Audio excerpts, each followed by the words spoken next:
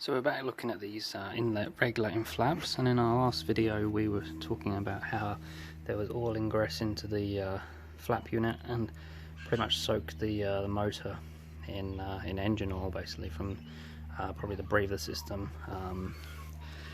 And what we were discussing was when we looked at the oscilloscope, you could see a lot of noise on the oscilloscope pattern, and basically it was just deactivating the output from the ECU, so we couldn't do any basic settings or output tests with VCDS. So what I've got is I've got another flap which is also same fault, and while this was the original one I was going to take apart, but this one just was to hand when I was filming that video of it being pulled apart basically. This one I'd started actually attempting to cut open with a Dremel, as you can see here. So I basically started to cut, and it just happened to be right here below the motor. Now, considering this unit sits this way up in the car, my cut is at the lowest point, and I've actually just gone through enough with the blade. So that white section that we can see there in the gap, that is just the gear for the flap in there that we could see in the other opened up unit. This gear that we're seeing here is what we're seeing through this hole that we've cut through here. So basically we're looking up through here and we're looking straight at this. You could do this with a drill bit as well and just focus around this area here. What we're going to attempt to do is purge the system, or purge the unit without actually disassembling it. Now, these aren't going back onto any customer cars, these have been replaced already. This is something that would be, it wouldn't be something I would be advising. This is not something I'm actually saying this is a way to fix this. This is just merely for scientific reasons. I'm just testing this. I just want to see if this is something that we can either get away with for a short period of time, or if it's something that we can actually, stop the issue. It is something I'm going to try myself, and I'll probably either plug this in and just try and do a basic setting. If it works, I might even install it on my own car and just drive it around and see if it ever faults again. So that's going to be this unit. What we're going to do, because I'm not going to do it with this one, I don't think, just because we're going to try and prove the concept that this can be saved without disassembly. If so, we might even try cleaning this one out then, and see if we can screw it back together with some sealant or something and do a basic setting on that one. But what we're going to do for this, at the point of this video, is we're going to see if we can wash this out just through this small hole. Now, even though I've got this cut that's probably 40-50 millimeters long, there's only one point that's actually gone through, which is probably only 3 or 4 millimeters in width. And what I'm going to do is try and flush it out with some brake cleaner. Now, anyone that knows anything about motors, this is a brushed motor.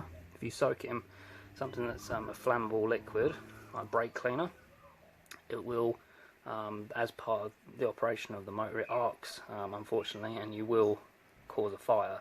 So doing so, I'm going to leave this out in the sun. Any flammable liquids basically have evaporated, and we'll just give it a blowing out with compressed air as well. So like I say, this is not something I'm advising anyone to do. It's just something I'm doing for test purposes. What I'll do is I'll take some brake cleaner now and I'll just flush it out, and we'll watch what comes out, and we'll just keep flushing it until it comes out clear brake cleaner.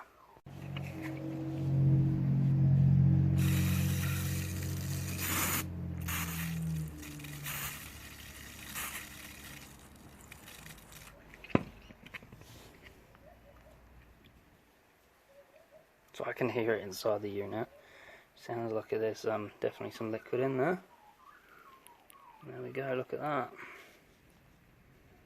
So we'll just keep doing that until it comes out with no black stuff in it, which is the oil, obviously. And then, like I say, I'll probably leave it for a week. I'll take this and to put an airline onto it and just blow it out with compressed air. Might even try it at this angle and fill it up so it gets into the motor, and then we'll just keep pouring it out, so we can then flush it out, and then if it fixes it, once it's, we'll just put some sealant over it or something, just to, or epoxy or something, just to stop anything getting in there. So when I've been filling it up, I've been spraying through here, and I've been tilting it so it'll wash down, hopefully fill this area. I'm not too worried about it getting all everywhere, but obviously the more I can wash out the better. But we're just trying to make sure that we can wash out this motor, because this is the culprit, I believe, is this motor's soaked in oil. So we can hear it's a decent amount of brake cleaner in there now. Done a good few washes through. Let's just see how this one comes out. So that's looking pretty much almost clear now. Like I said, well, we will get the airline and blow this out to dry it, and then I'll leave it out in the sun to dry out fully, because I don't want to take any risks. This is just, like I say, just an experiment. Best case it might work, worst case it catches fire, so that's why I don't want to be messing around. We'll leave it for a week to dry out. That might not be practical for most people, because most times you don't want your car to be sat down for a period, but that's your call. If you want to not do that, maybe you can find some other way to make sure it's completely dry inside. But so we're just going to do the adaptions on this inlet regulating flap. I'm going to do the basic setting of this one that's on the car, which we know is a known good and does work. So I'm going to do the basic settings on this one. I'll do an output test as well, just so we can hear what it sounds like. And then what we'll do is we will plug in the unit that I've cleaned. So this is the one that's been washed through, down through. It's got a hole cut through here, and there's a little hole that we can see inside of it. We've washed it through a brake cleaner, and a load of oil's come out. So we'll plug that one in and see if we can now get that one to carry out a basic setting. And then we will then do output testing on it and see if we can get it to output test as well. This unit has not been apart, it's just been brake cleaned through and left to dry for a week. So we're going to give that a go and see if we can get it to adapt, because it wouldn't before do any output tests, and it would not also basic setting on the car that it was removed from.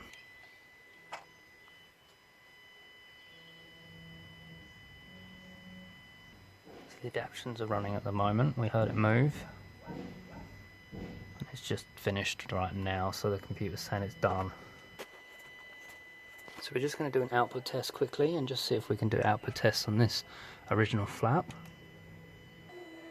And I've just hit the button now, there we go.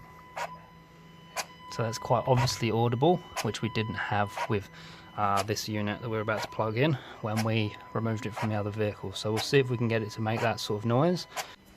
So I've got the other unit now plugged into the car. As we can see, unplugged the car's one, and we've now plugged this unit in place. So what we'll now attempt to do on the VCDS is we will attempt to do the same thing basically. We'll try and do basic settings first. We've done an ignition cycle so we can unplug this without logging any codes, but we'll make sure there's no codes first, and then we'll do basic settings and then try and output test on it, and just see if we can get it to do anything, because just remember, before this thing did nothing. The only thing we can get it to do is move with an ignition cycle. So we're just in engine at the moment in VCDS, and what we're going to do is we're just going to quickly check codes with the unit that we've plugged in, and no faults in that, so that's all good. So there's nothing drastically happening wrong with it at the moment, so we can then whack on our basic settings.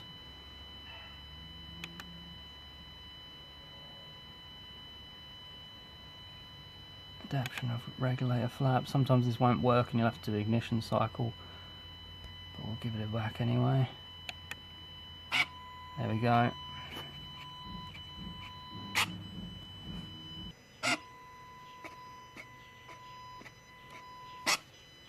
And that's the basic settings completed. As you see, the flap now moves, makes noise, does everything you'd expect it to. Obviously this is something that requires a good battery voltage, so we have actually got a charger on the vehicle. If the battery is going flat or gets below 9 or 10 volts or something, it will not let you do stuff like this. So we're going to hit output test now.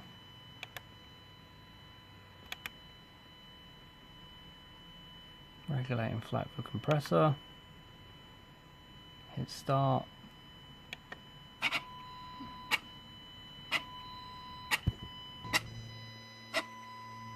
So this is what we could hear the other unit fitted still to the car was doing.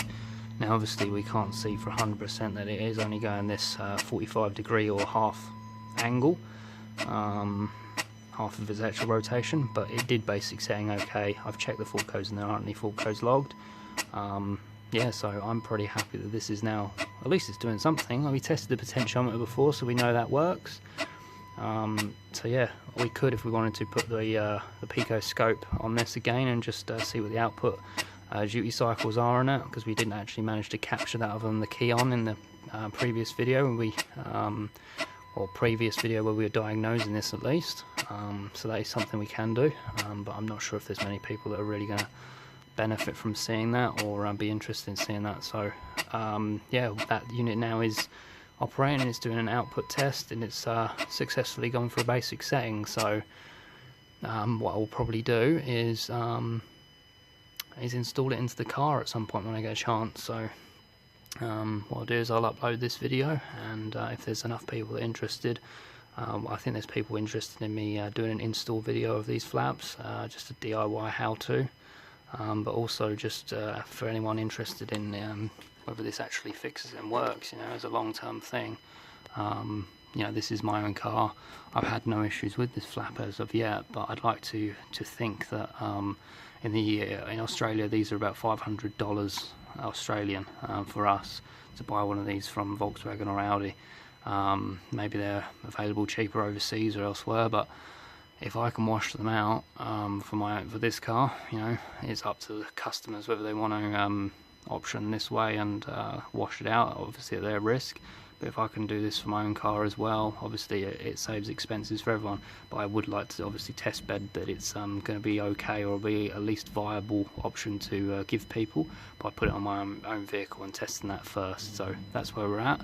We've done our tests, we've done our outputs. I'm pretty happy with what it's done.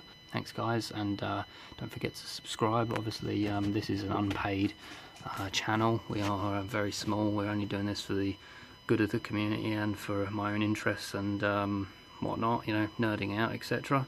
So we're just doing this, helping guys out. I love the feedback I get from you guys, so chuck a comment down below, like the video, etc. Everything makes a difference. It just gives me more motivation to get these videos banged out.